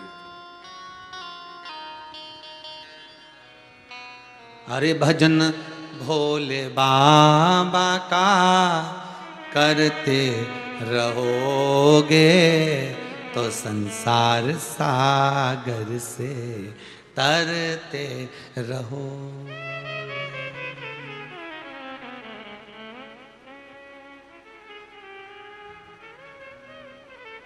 किसी ने कहा हमारी अंगूठी घूम गई,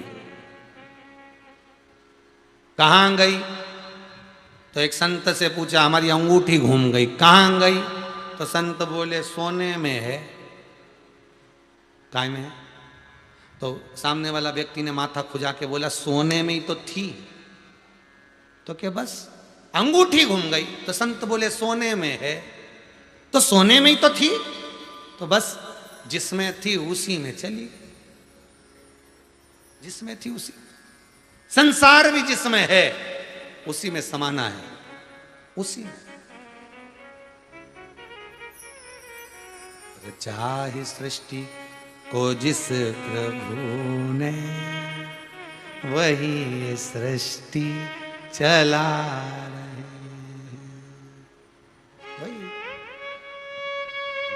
दूसरा कौन? जो वृक्ष हमने लगाया पहले उसी का फल अब हम पा रहे हैं। चाहे सृष्टि को जिस प्रभु ने वही ये सृष्टि चला।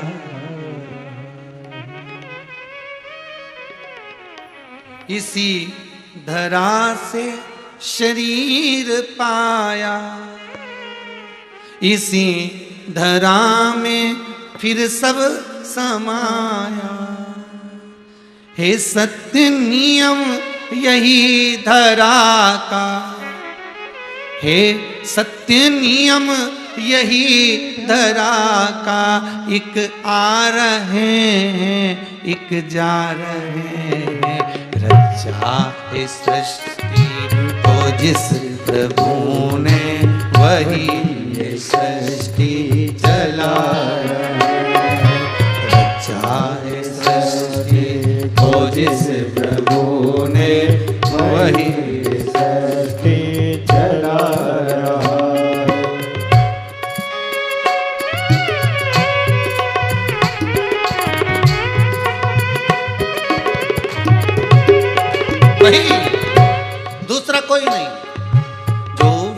वृक्ष हमने लगाया पहले, जो वृक्ष हमने लगाया पहले, जो वृक्ष हमने लगाया पहले, जो वृक्ष हमने लगाया पहले, उसी का फल अब हम पा रहे हैं। रचा है सृष्टि को जिस प्रभु ने, वही ये सृष्टि चला रहे हैं। रचा है सृष्टि को जिस प्रभु ने, वही ये सृष्टि चला रहे हैं। भगवान जिसने रचा वही चला सकता है। हमें लगता है हम चला रहे, हमको लगता है हमने कमाया, हमें लगता है हमने बनाया, कुछ भी तुम्हारा नहीं है, सब उसी ने बनवाया, उसी का है, वो वही सी। इसी धरा से शरीर पाया, इसी धरा में फिर सब समाया। हे सत्य नियम यही धरा का, हे सत्य नियम यही धरा का। एक आ रहे हैं, एक जा रहे हैं। बस भेजा उसने था, कोरोना महामारी फैलाई, उठा लिया। अटैक आ गया, शुगर बढ़ा दी, कोई बीमारी दे दी, उठा लिया। वो तुरंत भेजेगा भी, ले भी जाएगा, बराबर भी कर देगा, हिसाब पूरा लेवल का चलाता रहेगा। इधर लोग मर भी रहे थे कोरोना में और उधर लोग पैदा भी हो रहे थे कोरोना में, निभा रहा था। मरने वाले को कोरोना था, जो पैदा हुआ उसको कुछ नहीं था, वो तो रो रिया था और माता का दूध पी के बड़ा अलमस्त हो रहा था। उसको मालूम भी नहीं कि कोरोना में पैदा हुआ, वो तो मस्त। दुनिया रोए, उसको क्या करना, अपन तो मस्त, उसको कौन सा फर्क पड़ रहा। एक आ रहे हैं, एक जा रहे हैं, आ रहा है जा रहा है संसार।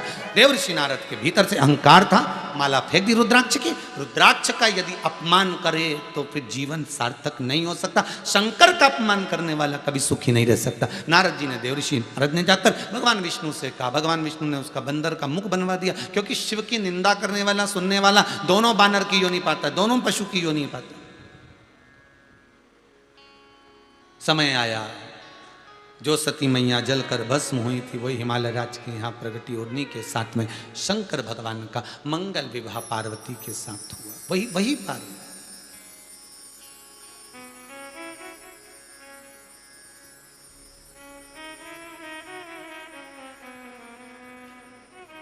देवर्षि नारद के भीतर का अभिमान चला गया। कई लोग ऐसे भी हैं जो कहेंगे इस रुद्राक्ष में क्या रखा है, ये तो 5 रुपया मिल जाए, 2 रुपया मिल जाए, 1 रुपये में मिल जाए। ऐसे कई रुद्राक्ष हम लाके दे देंगे, शंकर जी पे चढ़ा, पर मिल जाएगा बाजार में, 2 रुपये 1 रुपये का भी मिल जाएगा। पर हीरा को परखइयो राम कौन। एक अच्छा जोरदार नग तुमको मिल जाए और तुम किसी के पास लेके जाना, भैया कितने का, कबाड़ी से पूछना, चमक तो अच्छा रिया है, दे दो, ले लो 1-2 रुपया। फिर कपड़े वाले के पास जाना, बहुत अच्छा चमक रिया, दे दो, हम कपड़े की दुकान पर रख लेंगे, 5 रुपये ले लो। फिर किसी और के पास जाना, वो तुम्हें 10 रुपये दे देगा। फिर सुनार के पास जाना, तब जोरदार हीरा 5000 रुपये देता हूँ, दे दे लाभ भी हाल दे। फिर किसी जौहरी के पास जाना, अरे ये तो 10 लाख का, 10 लाख पकड़ हीरा मुझे दे दे, फिर भी उन्हें। फिर किसी राजा को सूचना मिल जाएगी इतना जोरदार हीरा है, राजा कहेगा मेरी पूरी सत्ता ले ले, ये हीरा मुझे दे। हीरा को परखइयो राम कोई नहीं। परमात्मा को परख कौन करे, रुद्राक्ष की परख कौन करे, शंकर की परख कौन करे, जिसने शिव को पहचान लिया। शंकर का शिवलिंग, शंकर की पूजन, शंकर की आराधना, शंकर की कथा, शिव महापुराण, वो हीरा है जिसको पहचानने वाला ही समझ सकता है। और जो पहचान गया उसकी कीमत शंकर भगवान ने बढ़ा दी। जिसने जान लिया कि शिव पुराण में है क्या, शंकर की कथा में है क्या, जो जान गया, शंकर ने उसकी कीमत बढ़ा दी, उसकी कीमत।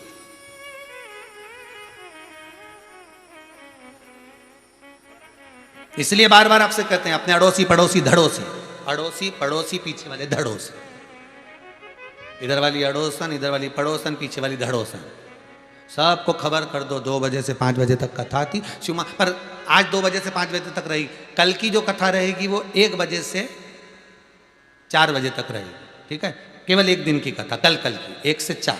फिर परसों की वापस 2 से 5 हो जाएगी। वो 1 से 4 इसलिए कोई कारणवश हो जाता है, चैनलों पर चलता रहता है। अब ये तो बाबा का योगा रहता है ना, तो जैसे इधर हिला इधर उधर, कहीं ना कहीं थोड़ा बहुत ऊंचा नीचा होता रहता है, वो तो चलता रहता है, कोई दिक्कत। तो वो 2 से 5 की जगह 1 से 4 भी हो सकता है, हो जाता है कभी कभी। सुबह सुबह मॉर्निंग वॉक करने जाते हो, रोज़ 5 बजे जाते हो, कभी 5:30 पे भी जा सकते हो, कोई ज़रूरी नहीं, नींद लग गई तो उसमें कौन सी बड़ी बात है। ये तो अपने भगवान की कृपा। तो तुम ये मत सोचना हो। तो कल की जो कथा रहेगी वो कितनी बजे रहेगी है? हाँ, तो जो सोने वाले व्यक्ति उनको क्या कहोगे कि तुम कल 1 से 4 मत सोना, 2 फिर 5 बजे के करीब में सो जाना। तो ये तो केवल कल की हो, परसों से तो फिर वही टाइम आ जाएगा, फिर वापस देख लेंगे तेरा क्या होगा रे कालिया, ठीक है। फिर वापस वही 2 से 5। अपने चिंता नहीं, कालों का काल महाकाल है। जो काल में घड़ी, जो समय पे कथा करा है अपन उस समय पे कर लो। जो समय महाकाल को सुनना होगी वो सुना देगा। हो सकता है कल अमावस्या दोपहर में, शाम को वही 4-5 बजे तक, इसलिए शंकर भगवान ने सोचा होगा कि अमावस्या में कल की कथा होना चाहिए, तो जीवों का कल्याण हो जाएगा। ना जाने कितने अधोगति में मरे हैं, उनका उद्धार हो जाएगा। इसलिए उन्होंने सीधे चैनल से जोड़ा और के 5 बजे समापन होने वाली, 1 से चालू करो 4 बजे तक। तो भगवान ने कहा सबकी मुक्ति हो जाए, जितने अधोगति में मरे, जितने कैसी अवस्था में मरे, सबको तारने के लिए कल की अमावस्या की कथा 1 से 4, फिर नवरात्रे वापिस 2 से, फिर अपनी हुई 2 से 5 भजन कीर्तन। शिव पार्वती का मंगल विवाह हुआ, बड़े आनंद में भगवान की भक्ति को धारण करें। यहाँ पर भी मूछ वाले भैया आए खड़े हो गए, तो अपने को भी थोड़ा ध्यान रखना पड़ेगा समय अवस्था का। तो कल की कथा का वही समय रहेगा। शिव पार्वती का मंगल विवाह हुआ। आप सभी को भाव भक्ति से ये श्राद्ध पक्ष की जो अमावस्या है, जो लोग दान दे रहे हैं अपने पूर्वजों के लिए, अन्न क्षेत्र में, गौ दान में, मंदिर निर्माण में, जो भी आप दान कर रहे हैं, मेरा कुबेर भंडारी आपके भंडार सदा भर कर रखे, खूब दे आपको, और आप ऐसी दोनों हाथों से इस कुबेरेश्वर धाम के लिए समर्पित होते जाएं और आपका समर्पण हो। 1-1 रुपया भी अगर आपका आ रहा है इस कुबेर भंडारी की भूमि पर, बाबा देवाधिदेव महाकाल आपके खूब भंडार भरे। सबको हर हर महा